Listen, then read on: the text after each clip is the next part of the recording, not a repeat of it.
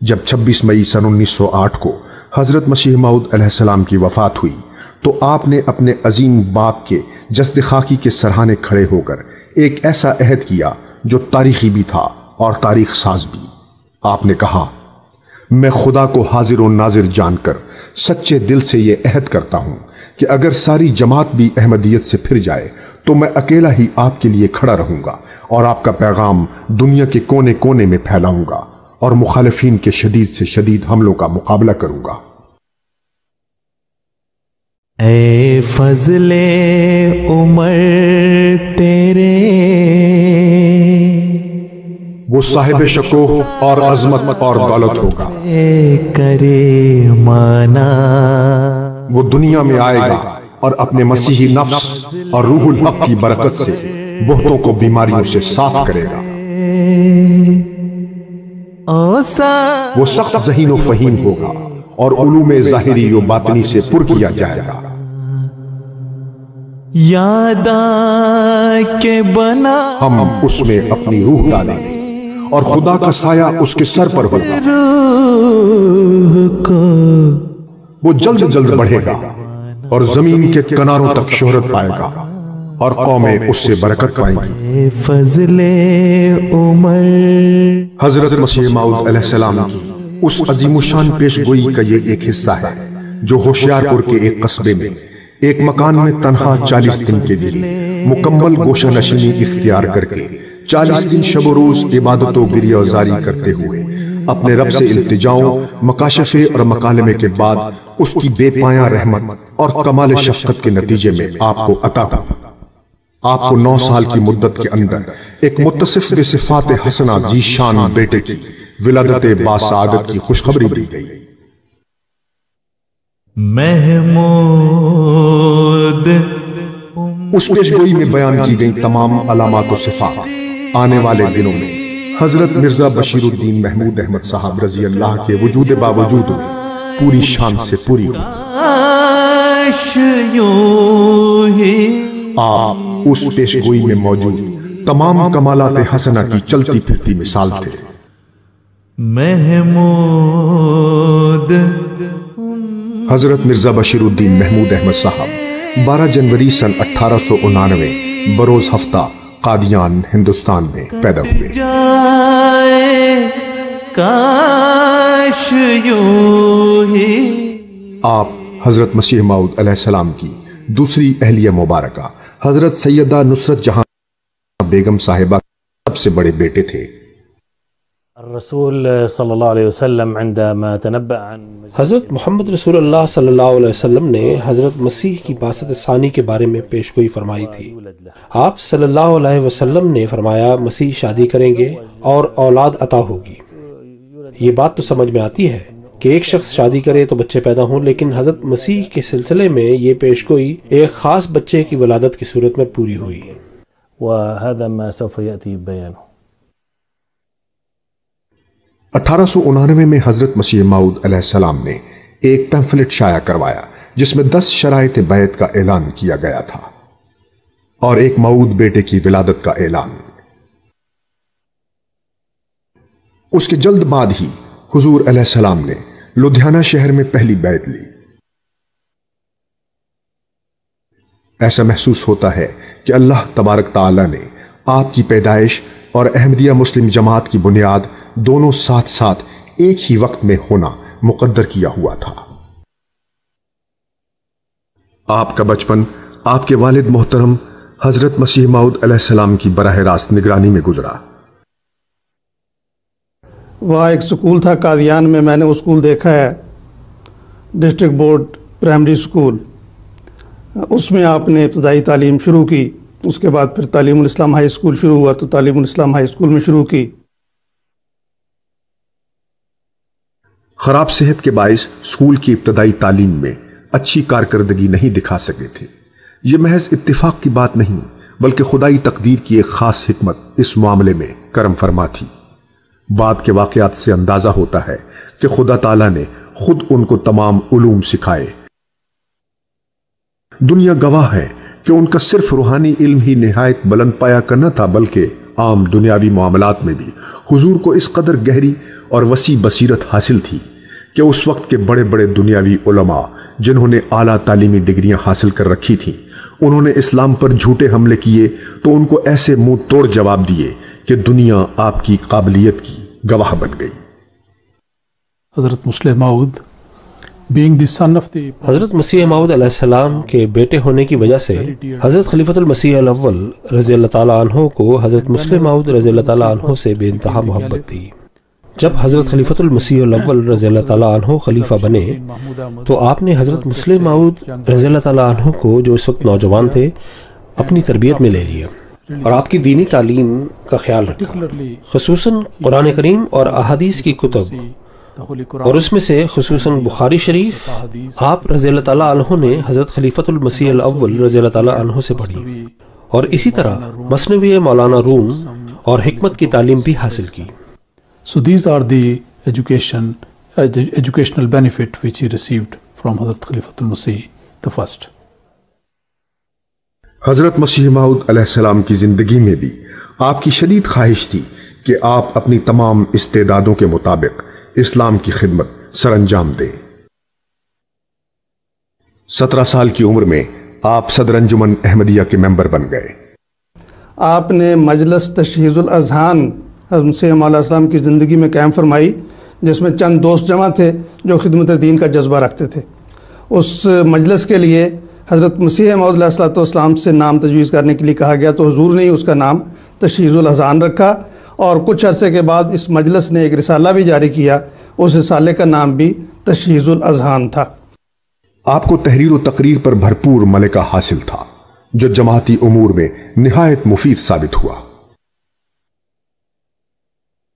حضرت مسیح موعود علیہ السلام کی وفات کے موقع پر آپ کی عمر کہ ابھی صرف 19 سال تھی، آپ نے بعض نکتہ چینیوں کے ایسے منہ توڑ جوابات تحریر کیے کہ مخالفین کے منہ بند کر دیے۔ جب 26 مئی سن 1908 کو حضرت مسیح موعود علیہ السلام کی وفات ہوئی تو آپ نے اپنے عظیم باپ کے جسد خاکی کے سرہانے کھڑے ہو کر ایک ایسا عہد کیا جو تاریخی بھی تھا اور تاریخ ساز بھی۔ آپ نے کہا، میں خدا کو حاضر و ناظر جان کر سچے دل سے یہ عہد کرتا ہوں کہ اگر ساری جماعت بھی احمدیت سے پھر جائے تو میں اکیلا ہی آپ کے لیے کھڑا رہوں گا اور آپ کا پیغام دنیا کے کونے کونے میں پھیلاؤں گا اور مخالفین کے شدید سے شدید حملوں کا مقابلہ کروں گا۔ یہ ایک غمزدہ بیٹے کا اپنے باپ کی وفات پر ایک جذباتی فیصلہ ہی نہ تھا، بلکہ بعد کے واقعات پر ایک دنیا شاہد ہے کہ ان کے جسم کا ہر ذرہ اس عہد میں شامل تھا، اور خدا داد استعدادوں اور طاقتوں کے مناسب حال آپ کا یہ عہد تھا۔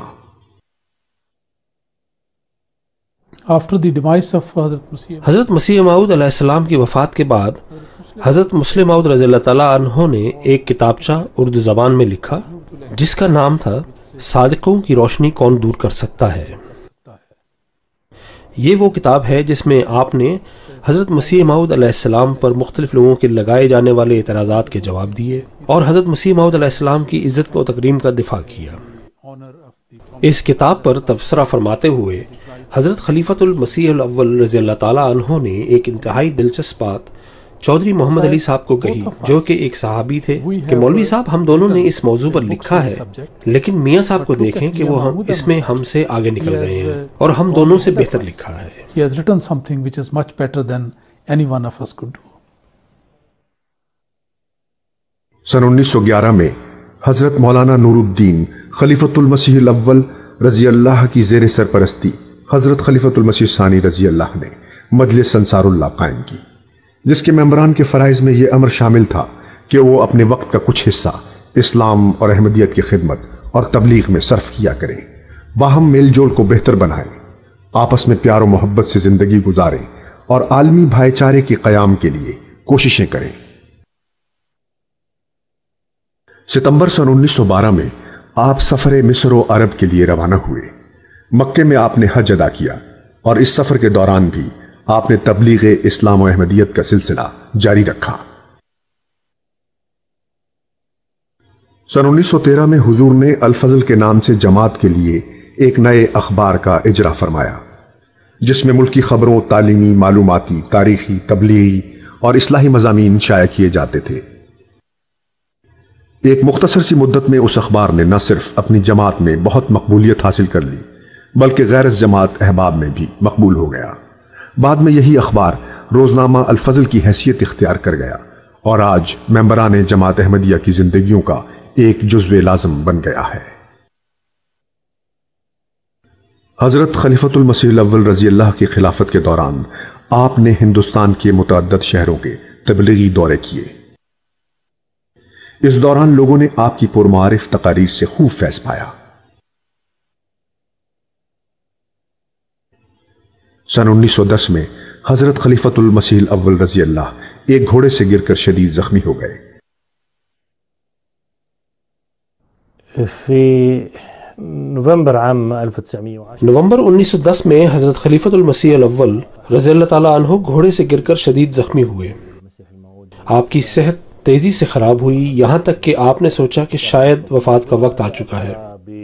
19 نومبر کو آپ نے ایک نوٹ لکھا اور اسے ایک لفافے میں بند کر دیا، پھر اس لفافے پر 2 لائنیں لکھیں اور اسے ایک اور لفافے میں بند کر دیا اور اسے امانتاً حفاظت کے لیے شیخ محمد تیمور صاحب کے پاس رکھوا دیا۔ آپ رضی اللہ تعالیٰ عنہ نے ارشاد فرمایا کہ میری وفات کے بعد جماعت ان ہدایات کے مطابق کام کرے جو اس لفافے میں لکھی ہیں۔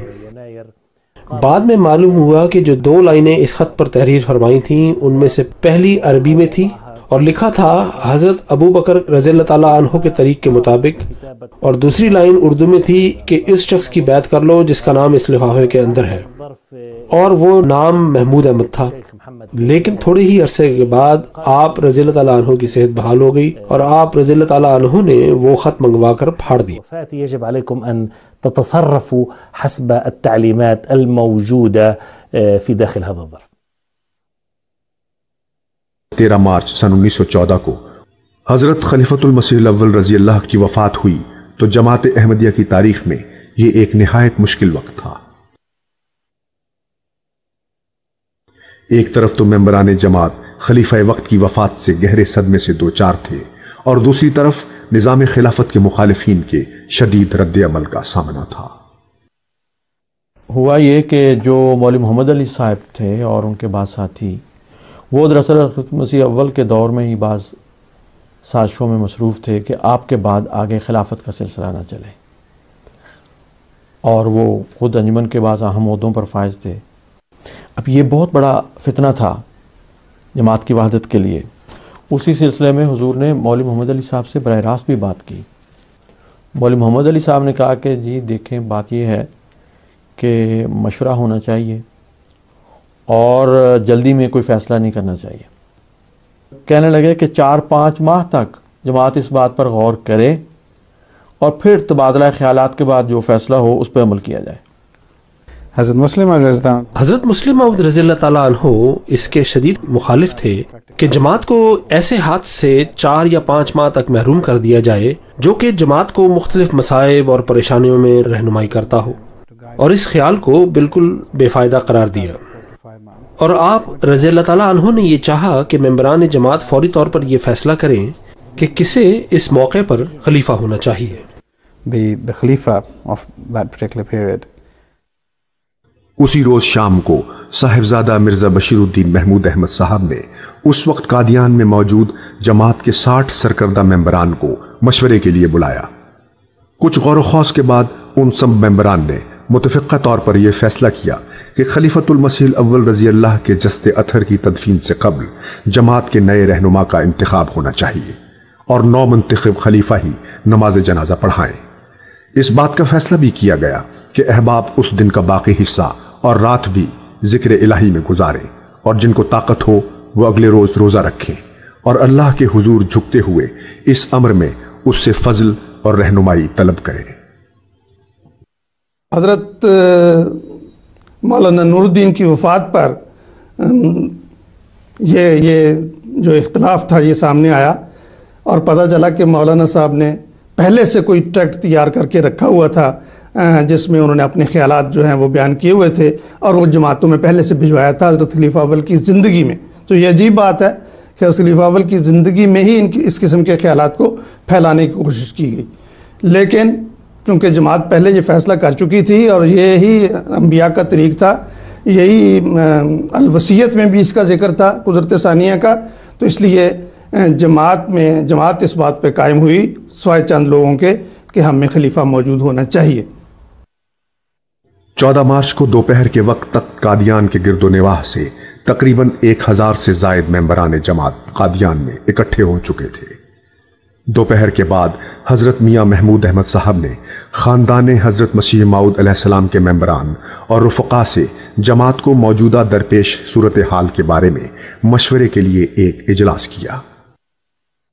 When Hazrat Muslim Maud radhiyallahu anhu met the members of his family, جب حضرت مسلم موعود رضی اللہ تعالیٰ عنہ نے خاندان کے افراد سے مشورہ کیا تو دو چیزیں سب سے اہم تھیں، ایک تو پوری جماعت کا اتحاد اور دوسری کہ کوئی ہونا چاہیے جو حضرت خلیفۃ المسیح الاول رضی اللہ تعالیٰ عنہ کے بعد جماعت کو وہیں سے لے کر آگے بڑھے جہاں سے آپ رضی اللہ تعالیٰ عنہ نے چھوڑا تھا۔ the blessed system of Khilafat needs to continue immediately. مخالفین پر امید تھے کہ وہ اپنی غلط بیانیوں سے جماعت کی ایک بڑی تعداد میں اختلافات کا بیج بونے میں کامیاب ہو گئے ہیں، اور اب یہ لوگ اس تنازع کی صورت میں ان کے ساتھ ہوں گے۔ خاندان مسیح کے لوگ البتہ جماعت اور نظام جماعت کو قائم رکھنے کا عزم صمیم لیے ہوئے تھے۔ آخرکار 14 مارچ کو دور و نزدیک سے قادیان میں آئے ہوئے تقریباً 2000 احباب نماز عصر کے بعد مسجد نور میں جمع ہوئے اور خلافت ثانیہ کا انتخاب عمل میں آیا۔ اس موقع پر بھی مولوی محمد علی صاحب اور بعض ان کے ساتھی وہاں موجود تھے، اور ان کی کوشش تھی کہ انتخاب نہ ہو۔ وہاں پہ تقریباً 2000 کا مجمع تھا۔ تو سب سے پہلے تو نواب محمد علی خان صاحب نے حضرت خلیفۃ المسیح اول کی ایک وصیت پڑھ کر سنائی۔ In that will, اپنی وصیت میں آپ علیہ السلام نے اس پر زور دیا کہ نظام خلافت کو ہمیشہ سب سے اوپر رکھا جائے، اور میری وفات کے بعد جماعت میں سے کسی نیک شخص جماعت کا سربراہ مقرر کیا جائے۔ as the caliph, حضرت مولوی محمد حسن امروہی جو حضرت مسیح موعود علیہ الصلوۃ والسلام کے بزرگ صحابی تھے، انہوں نے کھڑے ہو کے کہا کہ میں یہ ساری صورتحال دیکھ رہا ہوں، میں سمجھتا ہوں کہ اس وقت سب سے مناسب اور موزوں شخصیت ہمارے اندر مرزا محمود احمد کی ہے۔ اس پر ہر طرف سے حضرت میاں صاحب کی آوازیں بلند ہونی شروع ہوئیں کہ ہماری بیعت لیں۔ لوگوں کی یہ کیفیت تھی کہ اشتیاق کے ساتھ اور محبت کے ساتھ کہ وہ چاہتے تھے کہ ہم فوراً ایک امام، ایک خلیفے کے ہاتھ پر اکٹھے ہوں، اور بالآخر حضرت مرزا بشیر الدین محمود احمد صاحب سے بڑی شدت کے ساتھ، اصرار کے ساتھ کہا گیا کہ آپ ہماری بیعت لیں۔ حضور نے کچھ توقف فرمایا، اور پھر جب آپ کو پوری طرح سے شرائع صدر ہو گیا کہ یہ ساری جماعت اس بات کا اقرار کر رہی ہے اور وہ بیعت کے لیے تیار ہے، تو آپ نے حضرت مولوی سرور شاہ صاحب کو کہا کہ مجھے تو بیعت کے الفاظ بھی نہیں آتے۔ تو حضرت مولوی صاحب نے فرمایا کہ بیعت کے الفاظ میں دہراتا ہوں، آپ ساتھ ساتھ دہرا سکتے ہیں۔ تو اس طرح حضرت مولوی سید سرور شاہ صاحب بیعت کے الفاظ دہراتے تھے، حضرت مسلم موعود رضی اللہ عنہ نے خلافت ثانیہ کی بیعت لی، اور لوگوں میں اتنا جوش اور جذبہ تھا کہ وہ جو ایک دو آدمی بات کرنا چاہتے تھے وہ خود ہی پھر ایک طرف ہو گئے۔ that is how اس طرح حضرت مسلم موعود رضی اللہ تعالیٰ عنہ حضرت مسیح موعود علیہ السلام کے دوسرے خلیفہ منتخب ہوئے اور آپ کے دوسرے خلیفہ بنے، اور اس وقت آپ کی عمر صرف 25 سال تھی۔ 25 at that time. انتخاب خلافت کے بعد نو منتخب شدہ خلیفۃ المسیح ثانی مرزا بشیر الدین محمود احمد صاحب رضی اللہ نے مسجد نور سے ملحقہ ایک وسیع میدان میں حضرت خلیفۃ المسیح الاول رضی اللہ کی نماز جنازہ پڑھائی۔ احمدیہ مسلم جماعت کے قیام کی اصل غرض اسلام کے پیغام کی اشاعت و تبلیغ ہے، اور اسی مقصد کے حصول کے لیے حضرت خلیفۃ المسیح ثانی رضی اللہ نے خلافت کا منصب سنبھالتے ہی فوری توجہ فرمائی۔ ہندوستان کے علاوہ دوسرے بیرونی ممالک میں جلد ہی احمدیہ مشن ہاؤسز کا قیام شروع ہو گیا۔ یورپ میں England, Switzerland, Holland, Spain, Denmark, Germany, Sweden, Norway, France, Italy, Bosnia اور البانیہ میں مشن ہاؤسز قائم کیے گئے۔ براعظم امریکہ میں ریاستہائے متحدہ امریکہ، ٹرینیڈاڈ اور گیانا میں احمدیہ مشن ہاؤس قائم کیے گئے۔ مغربی افریقہ میں Nigeria, Ghana, Sierra Leone, Liberia, Gambia, Zambia, Ivory Coast اور ٹوگو لینڈ میں مشن ہاؤسز قائم ہوئے۔ مشرقی افریقہ میں کینیا، یوگینڈا، تنزانیہ اور موریشس کے علاقوں میں مشن ہاؤسز قائم کیے گئے۔ اس کے علاوہ جنوبی افریقہ، فلسطین، لبنان، سیریا، عدن، مصر، Kuwait, Bangladesh, Bahrain, Fiji, Myanmar, Sri Lanka, Hong Kong, Singapore, Japan, Malaysia, Philippines اور انڈونیشیا میں بھی احمدیہ مسلم مشن ہاؤسز قائم کیے گئے۔ Iran, Jordan, Ethiopia, Somalia, Congo, Sicily, Romania, Bulgaria, Yugoslavia, Albania, Hungary, Poland اور ارجنٹینا میں احمدی مبلغین بھجوائے گئے۔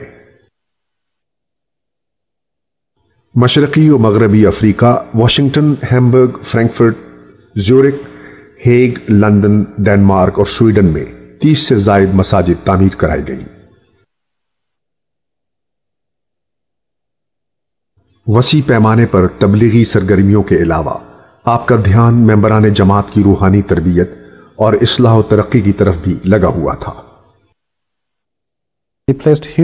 آپ نے تعلیم پر بہت توجہ دی اور آپ چاہتے تھے کہ ساری جماعت بلکہ ساری مسلم قوم جتنی تعلیم ممکن ہو سکے حاصل کرے اور اس قابل ہو جائیں کہ دنیا میں علم پھیلانے والے ہو جائیں، نہ کہ دنیا سے سیکھنے والے۔ اور یہ آپ رضی اللہ تعالیٰ عنہ کی ایک بڑی خواہش تھی۔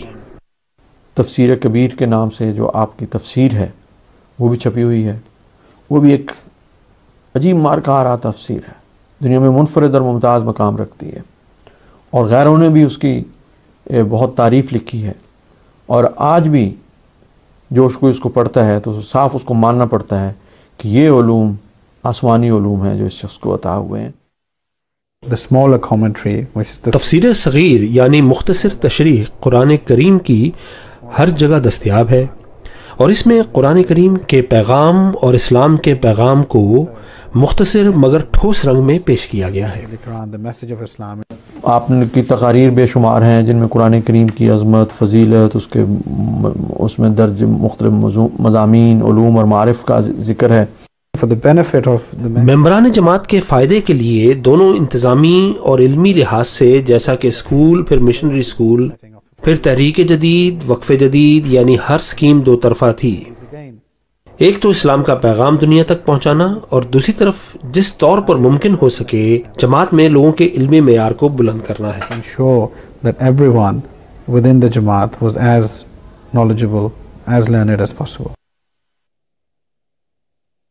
سن 1919 میں آپ نے صدر انجمن احمدیہ کو مختلف شعبہ جات میں تقسیم کیا، جن میں دوسرے شعبوں کے علاوہ شعبہ تعلیم اور شعبہ مال بھی شامل ہیں۔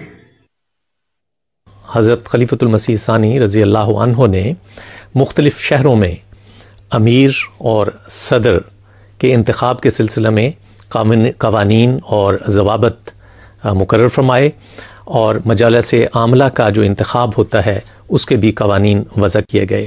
ان کے علاوہ حضور رضی اللہ عنہ نے مختلف انسپیکٹران مقرر کیے، اور ان کے ذریعہ یہ نظام جاری ہوا کہ وہ مجالس عاملہ اور جماعتوں کا کاموں کا جائزہ لیتے رہتے تھے، اور پھر جب جائزہ رپورٹ مرکز میں بھجوائی جاتی تو پھر اس کا جائزہ لے کر جو سکم نظر آتے، جو کمزوریاں نظر آتی، تو ان کی اصلاح کی طرف فوری طور پر توجہ کی جاتی تھی۔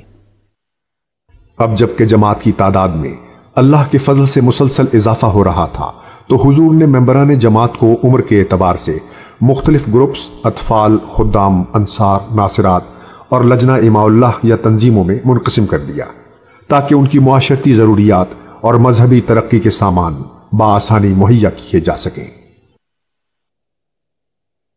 مجلس خدام الاحمدیہ 1938 میں مجلس خدام الاحمدیہ کی بنیاد رکھی گئی، اور یہ جماعت کے وہ مرد حضرات تھے جن کی عمریں 15 سال سے 40 سال کے درمیان تھیں، تاکہ ان کی روحانی اور دنیاوی ہر لحاظ سے تربیت ہو سکے، اور پھر ممبران جماعت کی ریڑھ کی ہڈی کی حیثیت سے ہوں۔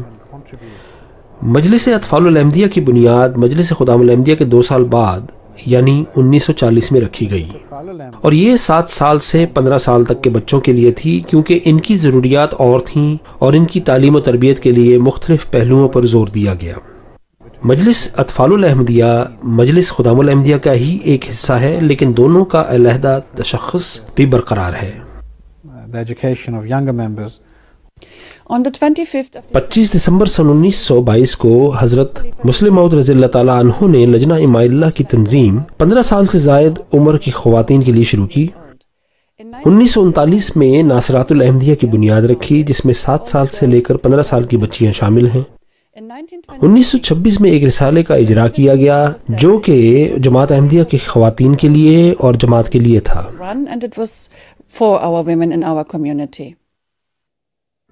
ان تنظیموں کی تشکیل سے جماعت کی اخلاقیات اور تعلیمات دینیہ کے میدان میں تربیت کرنے میں بہت مدد حاصل ہوئی، اور واقفین زندگی کا ایک عملہ تیار کرنے میں مدد ملی، جو ہمیشہ سے ہی جماعت کی ہر رنگ میں خدمات بجا لاتے رہے ہیں اور نمایاں طور پر مستقل خدمت پر کمر بستہ ہیں۔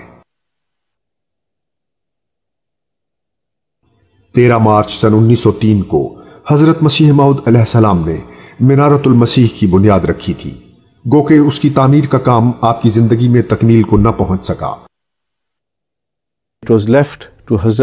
حضرت مسلم موعود رضی اللہ تعالیٰ عنہ کے خلافت کے بابرکت عہدے پر متمکن ہونے سے پھر دوبارہ تعمیر شروع کی گئی، اور 1914 میں شروع ہونے والی یہ تعمیر 1916 میں مکمل ہوئی۔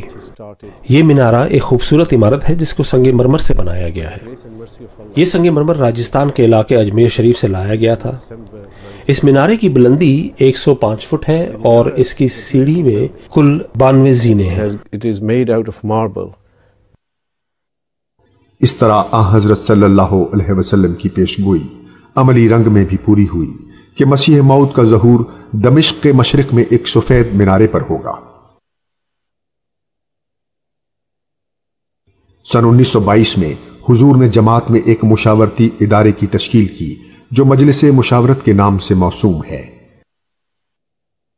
اس کمیٹی میں مختلف جماعتوں سے منتخب کردہ ممبران حضرات خلیفۃ المسیح کے حکم کے مطابق سال میں ایک مرتبہ اکٹھے ہو کر مختلف امور کے بارے میں باہم مشورے کرتے تھے۔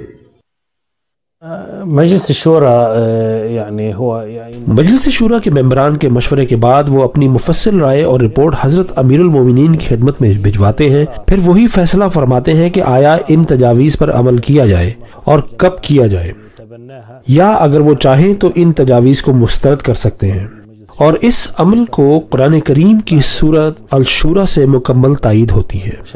وشاورهم في الامر۔ سن 1925 میں دارالقضاء کے نام سے ایک ادارہ قائم کیا جس کا کام جماعت کے ممبران کے معاشرتی جھگڑوں کا انصاف کے ساتھ فیصلہ کرنا تھا۔ في سنة 1925 1925 میں حضرت خلیفۃ المسیح الثانی رضی اللہ تعالیٰ عنہ نے دارالقضاء قائم فرمائی۔ اس دارالقضاء کمیٹی کے ممبران جماعت کے درمیان جھگڑوں میں شریعت کی تعلیم اور سنت رسول مقبول صلی اللہ علیہ وسلم کے مطابق فیصلہ کرتی ہے۔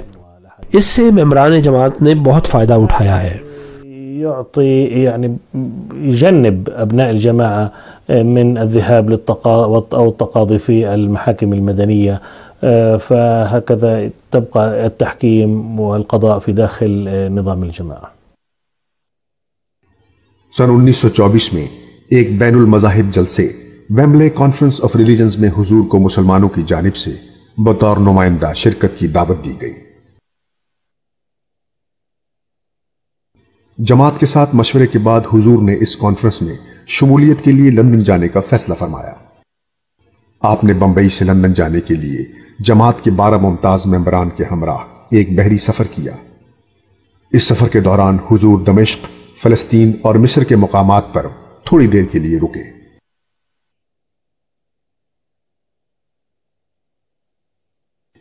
فرانس اور اٹلی سے گزرتے ہوئے یہ قافلہ لندن پہنچا، جہاں حضور کی مسولینی سے ملاقات ہوئی۔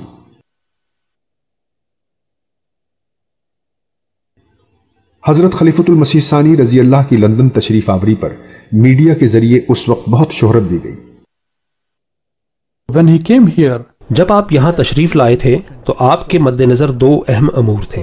ایک تو کانفرنس سے خطاب، اور اس کے لیے آپ نے ایک مضمون لکھا، احمدیت اور دا ٹرو اسلام. اور یہ مضمون کانفرنس میں حضرت مسلم موعود رضی اللہ تعالیٰ عنہ کی طرف سے چودھری محمد ظفر اللہ خان صاحب رضی اللہ تعالیٰ عنہ نے پڑھا، اور اس لیکچر نے بہت زیادہ شہرت حاصل کی اور اسے بہت پذیرائی ملی، اور بعد میں یہ ایک کتابی شکل میں بھی شائع کیا گیا. لندن قیام کے دوران حضور نے 19 اکتوبر سن 1924 کو مسجد فضل لندن کی بنیاد رکھی. اس بابرکت موقع پر لندن کے مشہور اخبارات، ریڈیو اسٹیشن اور مصنفین بھی حاضر تھے.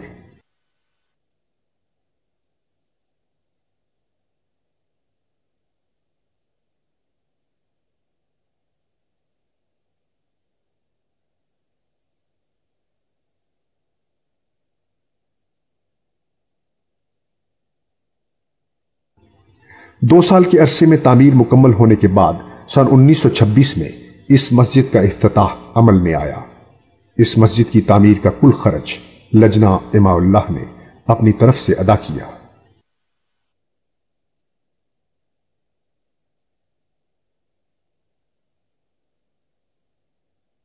حضرت مسیح موعود علیہ السلام کی پیش گوئی مسلح موعود میں جس موعود بیٹے کا وعدہ کیا گیا تھا، حضرت خلیفۃ المسیح ثانی رضی اللہ نے اللہ تعالیٰ سے اطلاع پا کر 28 جنوری سن 1944 میں پہلی مرتبہ اس کے موافق مسلح موعود ہونے کا دعویٰ کیا.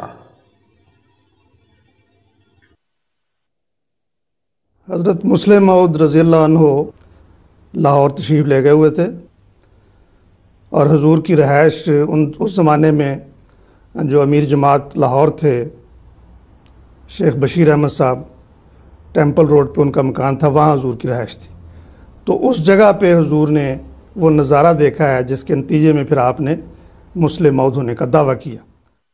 تو پھر آپ قادیان تشریف لائے، اور قادیان مسجد اقصیٰ میں خطبے میں آپ نے اس چیز کا اعلان فرمایا، اور پھر آگے حضور نے اس کا اعلان کرنے کے لیے مختلف مقامات پہ جلسے کیے. ہوشیارپور حضور تشریف لے گئے حضرت مسلم موعود رضی اللہ عنہ، اس کے بعد دہلی میں بھی جلسہ ہوا، لدھیانہ میں جلسہ ہوا، لاہور میں جلسہ ہوا. ایک مذہبی جماعت کے روحانی پیشوا ہونے کے ناطے حضور ملک کے سیاسی امور میں حصہ لینے سے احتراز فرماتے تھے، لیکن ہندوستان میں بسنے والے مسلمانوں سے محبت کی وجہ سے اور اس لیے کہ مسلمانوں کی عام بہبود پر سیاست کا بہت گہرا اثر پڑتا تھا، حضور نے محسوس کیا کہ یہ ان کا فرض ہے کہ اس سلسلے میں تمام امور سے مسلمانوں کو آگاہ کریں اور ان کی رہنمائی فرمائیں.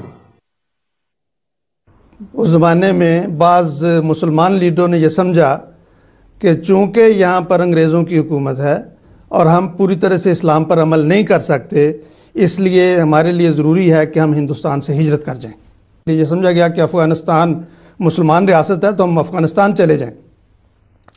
تو افغانستان میں تو کوئی ایسی تیاری تھی نہیں کہ اتنی لوگ جو ہیں ہزاروں کی تعداد میں وہاں جا رہے ہیں. تو وہ لوگ وہاں پہنچے جب تو ان کو کسی نے ریسیو نہیں کیا. کچھ لوگ وہاں ٹک گئے، کچھ لوگ پھر بھوکے مرتے ہوئے واپس آئے، کچھ لوگ رستے میں مر گئے، کچھ واپس آ گئے، جائیدادوں سے بھی حادثات سے گئیں. تو بجائے فائدے کے الٹا نقصان ہوا، اور حضرت مسلم موعود رضی اللہ تعالیٰ عنہ نے بالکل ابتدا میں اپنی دور اندیشی سے یہ فرمایا تھا کہ اس تحریک کا کوئی فائدہ نہیں ہے، بلکہ یہ الٹا مسلمانوں کے لیے نقصان کا باعث ہوگی. في ذاك الوقت بدأ علماء غير المسلمين بكتابة. اس دوران کئی غیر مسلم لکھنے والوں نے حضور صلی اللہ علیہ وسلم کی زندگی کے بارے میں جھوٹی باتیں شائع کی، جس کے نتیجے میں ہندوستان میں بسنے والے مسلمان اور دوسرے مذہبی جماعتوں کے درمیان حالات انتہائی کشیدہ ہو گئے. اس موقع پر حضرت مسلم موعود رضی اللہ تعالیٰ عنہ کے مشورے پر حکومت ہند نے ایک قانون متعارف کروایا تمام مذہبی رہنماؤں کی عزت و تکریم کی حفاظت کے لیے. سن قانون يحمي شرف كل مؤسسي الديانات، وبناء على يعني مجهودات بهذا المجال قبلت الحکومہ ان تتبنى هذا القانون. سن 1927 کے آخر میں جب رنگیلا رسول وغیرہ کتابیں لکھی گئیں جو کہ بہت ہی دل آزار کتابیں تھیں، اور ان میں حضور صلی اللہ علیہ وآلہ وسلم کی ذات مبارک کے خلاف بہت غلط الفاظ استعمال کیے گئے تھے، جس سے مسلمانوں کے جذبات بہت مجروح ہوتے تھے۔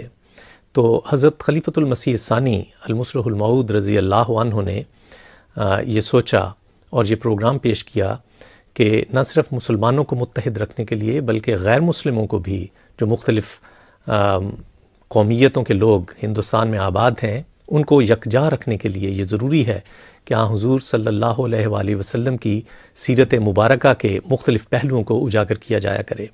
اس کے بارے میں آپ نے یہ تجویز رکھی اور اس بات کا انتظام فرمایا کہ سال میں ایک دن مقرر کر لیا جایا کرے جبکہ حضور صلی اللہ علیہ وآلہ وسلم کی سیرت طیبہ کے مختلف پہلوؤں پر نہ صرف مسلمان تقاریر کریں بلکہ غیر مسلموں کو بھی دعوت دی جائے کہ وہ بھی ان جلسوں میں آ کر حضور صلی اللہ علیہ وآلہ وسلم کی سیرت طیبہ کے بارے میں بیان کریں۔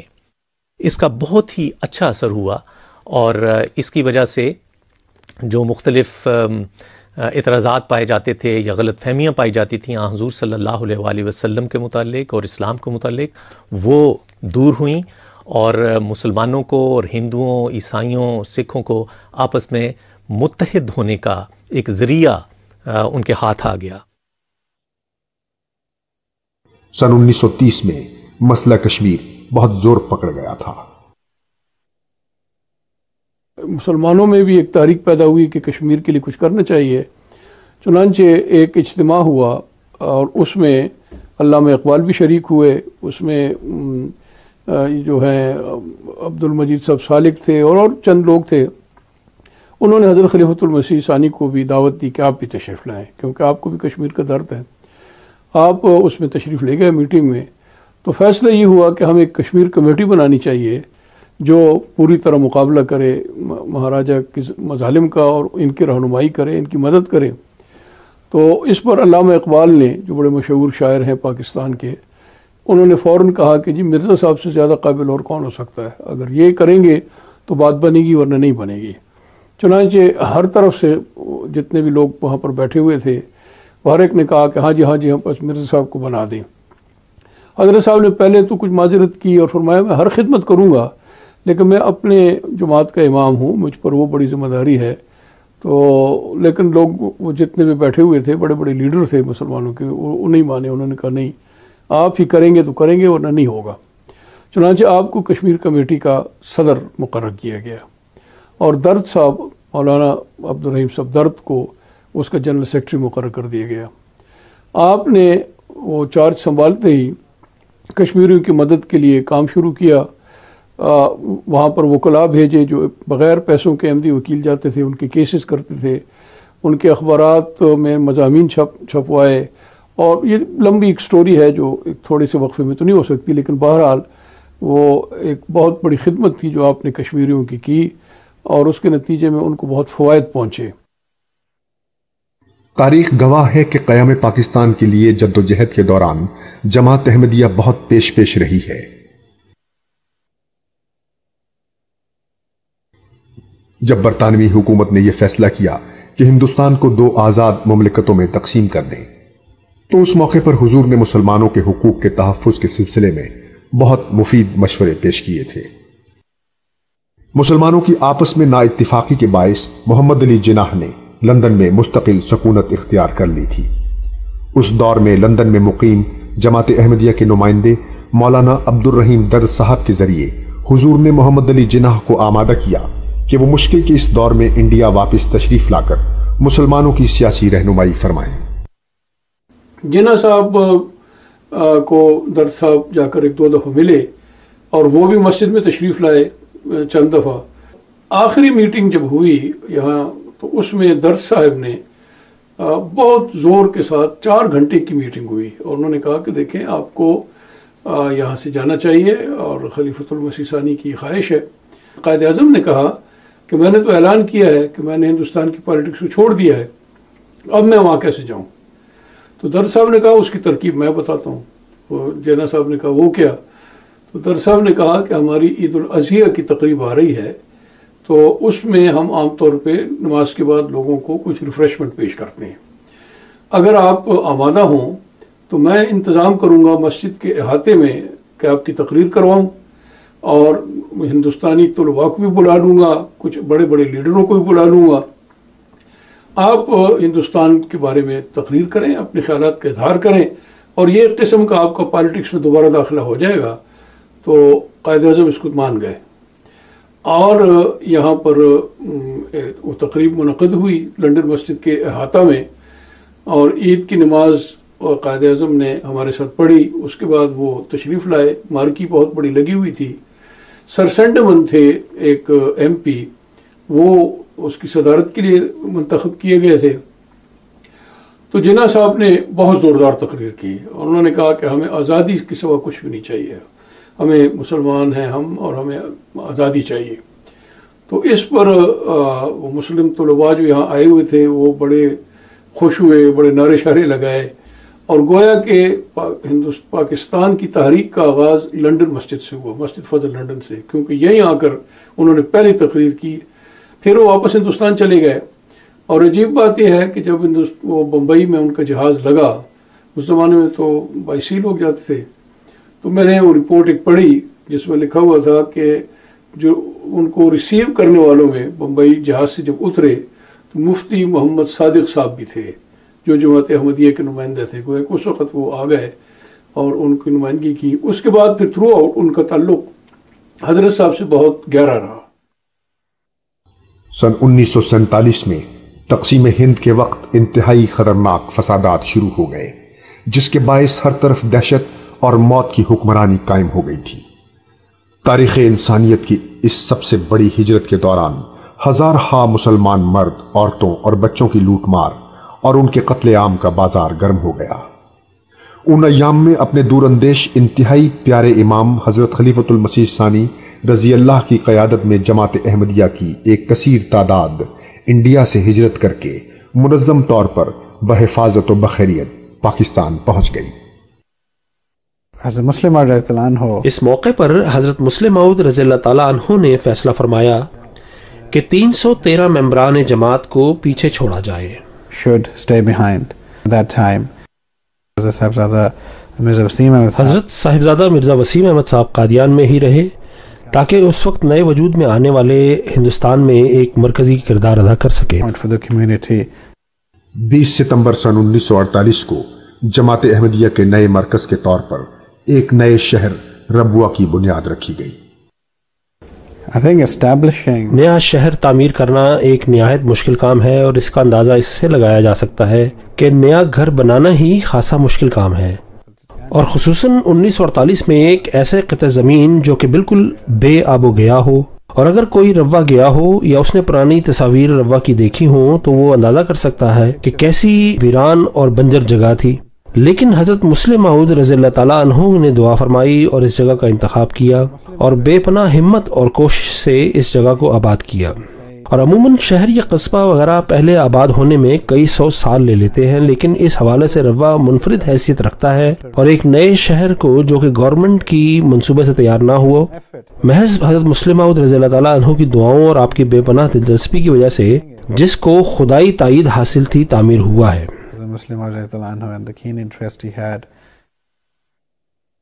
20 اپریل سن 1952 کی غمناک شب حضرت اما جان سیدہ نصرت جہاں بیگم صاحبہ 86 برس کی عمر میں ربوہ میں وفات پا گئی.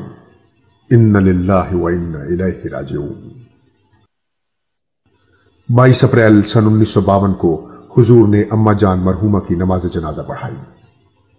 بہشتی مقبرہ ربوہ میں ان کی تدفین عمل میں آئی.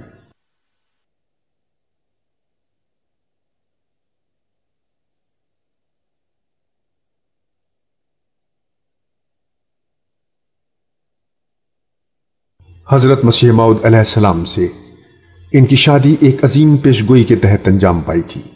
اللہ تعالیٰ نے ان کو وہ عظیم روحانی اولاد عطا فرمائی جو اسلام کا پیغام دنیا کی تمام قوموں تک پہنچانے کی موجب بنی اور احمدیت کی ترقی کی باعث بن گئی. حضرت خلیفۃ المسیح ثانی کے دور خلافت میں بہت سی سازشوں نے احمدیت کے خلاف سر ابھارا हुजूर ने हैरत अंगेज जुर्रतमंदी से उन तमाम नामसाइद हालात का सामना किया। उन्होंने फरमाया कि हर साजिश नाकाम हो जाएगी और अहमदियत का काफिला इंशाअल्लाह हमेशा आगे से आगे कदम बढ़ाता चला जाएगा, और उसी के मुवाफिक अल्लाह के खास फजल और रहमत के तुफैल हर साजिश नाकाम हुई और जमात अहमदिया हमेशा तरक्की की राहों पर गामजन रही। 1953 में जमात अहमदिया को पाकिस्तान के बेरहम अवाम का सामना करना पड़ा, और अगर तारीख का मुतालिया करें तो वहाँ वाज़े नजर आता है कि किस तरह मेंबरान जमात ने जाने कुर्बान की और किस तरह पूरे मुल्क में जमात के खिलाफ मुजाहरे किए गए। जमात को बड़ी खतरनाक सूरत हाल का सामना करना पड़ा, लेकिन इस वक्त भी हजरत मुस्लिम मऊद रज़ी अल्लाह तआला अन्हु ने बड़े हौसले और हिम्मत के साथ तमाम बैरूनी मुखालफतों का सामना किया और मेंबरान जमात को सिर्फ दुआ का इरशाद फरमाया। ये वो इत्मीनान था जो हजरत मुस्लिम मऊद रज़ी अल्लाह तआला अन्हु को जमात अहमदिया के पैगाम और जमात पर था, और मालूम होता है कि मेंबरान जमात की दुआ को अल्लाह ताला ने सुना और ऐसी सूरत हाल में तमाम मामलात हल हो गए और मुखालफत करने वालों के सरबराह और लोगों को भड़काने वाले खुद सरेआम रुसवा हुए और तमाम मुखालफत यकलख्त खत्म हो गई। जब एक मर्तबा जमात पर एक निहायत नाजुक वक्त आया तो आपने अपनी महबूब जमात के मेंबरान के लिए ऐलान फरमाया। अल्लाह ताला ने जमात अहमदिया का सिलसिला खुद जारी फरमाया है। आज अगर ये मुखालिफीन अपनी साजिशों में जीत गए तो हमें मानना पड़ेगा कि हम गलती पर थे, लेकिन अगर फतह हमारे नसीब में है तो ये मुखालिफीन यकीनन नाकाम व नामुराद होंगे।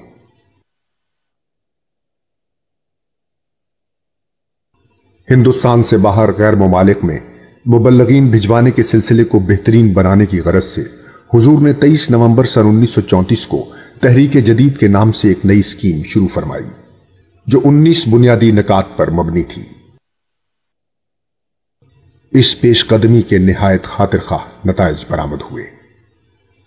मुख्तलिफ ममालिक में मुतअद्दिद मिशन हाउसेस का क़याम अमल में आया और उनकी बदौलत हजारों लोग बैत करके दायरा-ए अहमदियत में दाखिल होने लगे। कुरान मजीद के मुतअद्दिद ज़बानों में तराजिम किए गए। इस स्कीम के तहत जमात में कुर्बानी और खुलूस की एक नई लहर पैदा हुई। नौजवानों ने अपनी जिंदगियां जमात के लिए वक्फ कर दी। आहिस्ता आहिस्ता तहरीक जदीद का ये फंड एक मुस्तकिल सूरत इख्तियार कर गया। आज कुर्राए अर्ज पर जो बेशुमार अहमदियत के मराकिज नजर आ रहे हैं वो ज्यादातर इसी फंड की बदौलत है। हजरत खलीफतुल मसीह सानी रजी अल्लाह खिलाफत की अजीम मनसब पर सन 1914 में फायज हुए थे। 1939 में उनकी बाबरकत खिलाफत के पहले 25 साल पूरे हुए। सर मोहम्मद जफरुल्लाह खान साहब रजी अल्लाह ने यह तजवीज पेश की कि उस मुबारक मौके पर एक तकरीब मनानी चाहिए। नए दौर के आगाज के लिए उस साल यानी सन 1939 में दिसंबर में जलसा सालाना के मौके पर हजरत खलीफतुल मसीह सानी रजी अल्लाह के दौरे खिलाफत की सिल्वर जुबली के हवाले से एक तकरीब का एहतमाम किया गया। इस जश्न के मौके पर अहमदियत के जय्यद उलमा ने इल्मी तकारीर की। जलसागाह तक अहबाब जमात एक हुजूम की शक्ल में चलकर गए और मिनारतुल मसीह पर चरागन किया गया। 2,70,000 रुपए का एक चेक हुजूर अक़दस की खिदमत में जमात की जानिब से पेश किया गया, जिसके बारे में हुजूर ने फरमाया कि यह रकम जमात के बड़े पैमाने के मंसूबों पर खर्च की जाएगी। आपके दौरे खिलाफत में लिवाए अहमदियत तैयार किया गया और पहली मर्तबा हुजूर रजी अल्लाह ने 28 दिसंबर सन 1939 को यह झंडा लहराया। लिवाए अहमदियत स्याह रंग के कपड़े पर मुश्तमिल है और इसके दरमियान में सफ़ेद रंग में मिनारतुल मसीह है और उसके ऊपर के दोनों किनारों पर एक किनारे पर 14वीं का चांद यानी पूरा चांद सफ़ेद रंग में है बनाया गया और दूसरी तरफ दूसरे कोने में हिलाल सफ़ेद रंग में बनाया गया है। इसका तूल 18 फुट है और अर्ज यानी चौड़ाई 9 फुट है। الذي بدأ في الجلسة السنوية حضرة ميرزا غلام أحمد الإمام المهدي والمسيح الموعود عليه السلام. 1891 میں حضرت مسیح موعود علیہ السلام نے پہلا جلسہ کیا جس میں 75 افراد نے شرکت کی. اس طرح جلسہ ہر سال ہوتا چلا گیا، یہاں تک کہ پھر 1932 میں حضرت مرزا بشیر الدین محمود احمد کی قیادت میں 20,000 افراد نے شرکت کی. 1946 میں تقسیم ہندوستان پاکستان سے قبل 39,000 لوگوں نے شرکت کی. بعد میں جب جماعت کا مرکز روا پاکستان میں منتقل ہوا تو شرکت کرنے والوں کی تعداد کئی گنا بڑھی. 20,000 في 1946 قبل الهجرة من قاديان إلى ربوة عند تقسيم الهند والباكستان. كان قبل الهجرة عدد المشتركين، عدد الحضور في الجلسة السنوية 39,000. فبعدها طبعا انتقل المركز لربوة وهناك كان أعداد أكبر وأكبر في الجلسة السنوية. 10 مارچ سن 1954 کا واقعہ ہے کہ آپ مسجد مبارک ربوہ میں ظہر کی نماز پڑھا رہے تھے. ایک شخص حضور کے بالکل پیچھے پہلی صف میں جگہ بنا کر کھڑا ہو گیا. نماز کے بعد جب آپ واپس جانے کے لیے کھڑے ہوئے تو اس شخص نے زہر میں بجھے ہوئے ایک لمبے تیز دھار خنجر سے حضور کی گردن مبارک پر قاتلانہ حملہ کر دیا. حضرت مسلم موعود رضی اللہ تعالیٰ عنہ 1955 میں حملے کے کچھ عرصے کے بعد ایک مختصر وقت کے ساتھ یورپ تشریف لائے. اس دورے کے خصوصی مقاصد میں سے ایک آپ کی صحت تھی اور یورپ کے مختلف معالجوں کو ملنا تھا اور ان کی رہنمائی آپ کی صحت کے بارے میں حاصل کرنا تھی. لیکن حضرت مسلم موعود رضی اللہ تعالیٰ عنہ کے ذہن میں اس وقت بھی سب سے پہلے جماعت کی ترقی اور تبلیغ کا ہی خیال تھا، اور نہ تو پہلے بھی آپ نے آرام کیا تھا اور نہ ہی یورپ آنے کے بعد، بلکہ ہر لمحہ یہی خیال دل میں تھا. اس مختصر دورے میں آپ نے بہت سارے مشن ہاؤسز کا دورہ کیا اور مربیان کو جو یہاں پر خدمت دے رہے تھے ان کو فائدہ مند نصائح فرمائے. اس موقع پر جو ایک کوشش کی گئی وہ حضور کی یورپ کے مربیان کے ساتھ کانفرنس تھی، کیونکہ ان کا یہاں پر اکٹھا ہونا آسان تھا، اور اس کانفرنس میں کئی نئی تجاویز پیش کی گئیں. اس موقع پر نہ صرف انہیں حضرت مسلم موعود رضی اللہ تعالیٰ عنہ کے ساتھ بیٹھنے کا موقع ملا بلکہ آپ سے رہنمائی اور نصائح بھی حاصل کیں، اور اسی طرح جماعت احمدیہ کے پیغام کو مزید تیزی سے آگے بڑھانے کے مختلف تجاویز پیش کی گئیں اور ان میں سے چند کو اپنا لیا گیا. اس دورے کی ایک اہم خصوصیت یو کے اور یورپ کے پرانے رہنے والے احمدیوں سے ملاقات تھی، یعنی اس بر اعظم پر رہنے والے احمدیوں سے. اس طرح ان کو حضرت مسلم موعود رضی اللہ تعالیٰ عنہ سے ملنے کا موقع ملا، اور حضرت مسلم موعود رضی اللہ تعالیٰ عنہ یہاں قیام کرنے کے بعد ستمبر میں واپس پاکستان تشریف لے گئے. حضور نے تاریخ اسلام کے واقعات کو بہتر رنگ میں سمجھنے اور یاد رکھنے کے لیے ہجری شمسی کیلنڈر کا اجرا کیا. اس کی بنیاد سولر کیلکولیشن سسٹم پر ہے.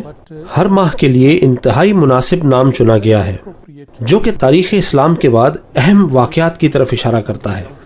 اس طرح آپ رضی اللہ تعالیٰ عنہ نے سال کے تمام مہینوں اور کیلنڈر کو نیا نام دیا، اور یہ تمام کسی اسلامی تاریخ کے اہم واقعے کی طرف اشارہ کرتے ہیں، مثلا صلح، تبلیغ، امان، شہادت، ہجرت، احسان، وفا، ظہور، تبوک، اخا، نبوت اور فتح.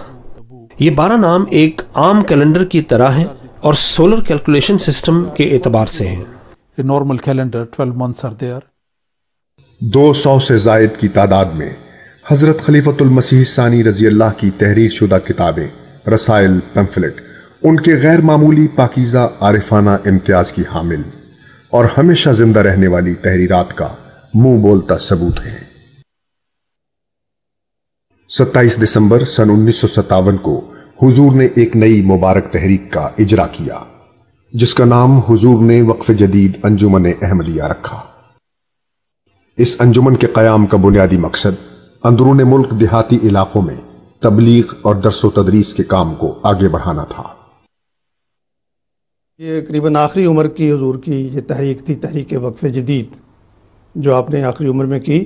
اور اس کے لیے بھی آپ نے یہ نہیں کہ اس میں کوئی کمزوری نظر آتی ہے یا بڑھاپا نظر آتا ہے، بلکہ اس میں آپ نے یہاں تک فرمایا کہ اس تحریک کے متعلق، اس کے مفید ہونے کے متعلق مجھے اتنا یقین ہے کہ اگر مجھے اس کے لیے اپنے کپڑے اور اپنی جائیداد بیچ کے کام کرنا پڑے تو میں وہ بھی کروں گا۔ اتنا جذبات جوش تھا اس میں۔ حضور نے صاحبزادہ مرزا طاہر احمد صاحب رحم اللہ کو اس تحریک کا پہلا ڈائریکٹر یعنی ناظم ارشاد مقرر فرمایا۔ وقف جدید اسکیم حضور کی جاری کردہ آخری تحریک تھی۔ المسيح محمد عليه السلام تلقى نبوءة ونبوءات حتى بخصوص أولاده وخاصة حضرت مسیح موعود علیہ السلام کو کثرت سے انتہائی قابل اولاد کے بارے میں اللہ تعالیٰ کی طرف سے الہامات ہوتے رہے، اور خصوصاً حضرت مسیح موعود رضی اللہ تعالیٰ عنہ کے بارے میں عربی میں ایک لمبی پیش گوئی ہے۔ اس کا مختصراً ذکر کر دیتا ہوں کہ اللہ تعالیٰ آپ کو کثیر اولاد عطا فرمائے گا اور وہ پاک ہوگی، اور یہ بھی کہ آپ کی نسل کی شناخت اور پہچان آپ کے والد کی بجائے خود آپ علیہ السلام کی ذات بابرکت سے ہوگی۔ ہم دیکھتے ہیں کہ اللہ تعالیٰ کے فضل سے 52 سال جماعت کی قیادت کی۔ آپ کے بیٹے حضرت مرزا ناصر احمد رحم اللہ علیہ تیسرے، اور پھر ایک اور بیٹے حضرت مرزا طاہر احمد رحم اللہ علیہ چوتھے خلیفہ ہوئے، اور آپ کی صاحبزادی موجودہ خلیفہ کی والدہ ہیں۔ مختصراً یہ کہ آپ کی اولاد میں سے خلفاء بھی ہوئے اور بہت سارے ایسے واقفین زندگی جنہوں نے اپنی زندگیاں جماعت کے اہم عہدوں پر خدمت کرتے ہوئے گزاری اور پوری دنیا میں اسلام کی خدمت سر انجام دی۔ ابن اخو جاء الخليفة الخامس حضرت مرزا مسرور أحمد، فهذه البركات رأينا أن من أولاد المصلح الموعود الخليفة الثاني ومن بناته أيضا جاء الخلفاء ورجال الذين حصلوا على مناصب عليا في الجماعة وخدموا الجماعة بكل حب وتفاني، خدموا الإسلام في جميع أنحاء المعمورة۔ حضور کی صحت دن بدن گرتی چلی جا رہی تھی۔ 8 نومبر سن 1965 کی صبح 2:20 پر وہ المناک گھڑی آن پہنچی جب آپ تقدیر الہی کے تحت اس جہان فانی سے کوچ کر گئے۔ ان للہ و انا الیہ راجعون۔ اس دردناک خبر نے جماعت کو ہلا کر رکھ دیا۔ ہر فرد جماعت کا اپنے محبوب عظیم کوہ وقار آقا کی مفارقت پر غم سے برا حال تھا۔ ان کے گہری دلی صدمے کا اندازہ ورطۂ تحریر میں لانا ناممکن ہے۔ ان کے لیے یہ صدمہ انتہائی پریشان کن اور کمر توڑ دینے والا تھا۔ ایسا محسوس ہوتا تھا کہ یہ خلا پر ہونا اگر ناممکن نہیں تو مشکل ترین ہے۔ بہرحال ہر ایک نے جان لیا کہ اللہ کی منشا یہی ہے اور کوئی انسان لافانی نہیں۔ ممبران جماعت دیوانہ وار ربوہ کی طرف چل پڑے۔ کثیر تعداد میں احباب جماعت ربوہ اکٹھے ہو گئے تاکہ باہم مل کر غم بانٹیں اور اس مقدس ہستی کی عظیم یادوں کو خراج تحسین پیش کریں جس نے نصف صدی سے بھی زائد عرصے تک جماعت کی ہر قدم پر رہنمائی فرمائی، اپنا پیار، ہمدردی اور سرپرستی ہر فرد جماعت کو بلا امتیاز عطا کی۔ حضرت مرزا ناصر احمد خلیفۃ المسیح الثالث رحم اللہ نے 9 نومبر 1965 کو بہشتی مقبرے ربوہ کے وسیع احاطے میں حضرت خلیفۃ المسیح ثانی رضی اللہ کی نماز جنازہ پڑھائی۔ دور و نزدیک سے حاضر ہونے والے تقریباً 50,000 فدائین نے حضور کا آخری دیدار کیا اور جنازے میں شرکت کی۔ بہشتی مقبرے ربوہ میں حضرت اما جان کے پہلو میں افراد جماعت نے اشکبار آنکھوں سے آپ کو سپرد خاک کیا۔ حضرت خلیفۃ المسیح ثانی رضی اللہ مسلم موعود کی وفات دراصل ایک ہماگیر شخصیت، دور رس نتائج پیدا کرنے والے عظیم الشان کارنامے انجام دینے والی شخصیت، ایک عظیم قائد و رہنما کی وفات تھی۔ آپ حیران کن قوتوں کے مالک، پیار کرنے والے، انتہائی ذہین و فتین اور بھرپور شخصیت کے مالک تھے۔ اس نصف صدی میں دور دور تک نظر دوڑانے سے بھی ایسا کوئی آپ کا ثانی نظر نہیں آتا جس نے مذہبی علماء، مشنری انجمنوں یا سیاسی رہنماؤں پر اپنی قابلیت کا ایسا اثر چھوڑا ہو۔ یعنی ہر طبقہ فکر کے لوگوں کی آپ نے نمایاں رنگ میں خدمت و رہنمائی فرمائی۔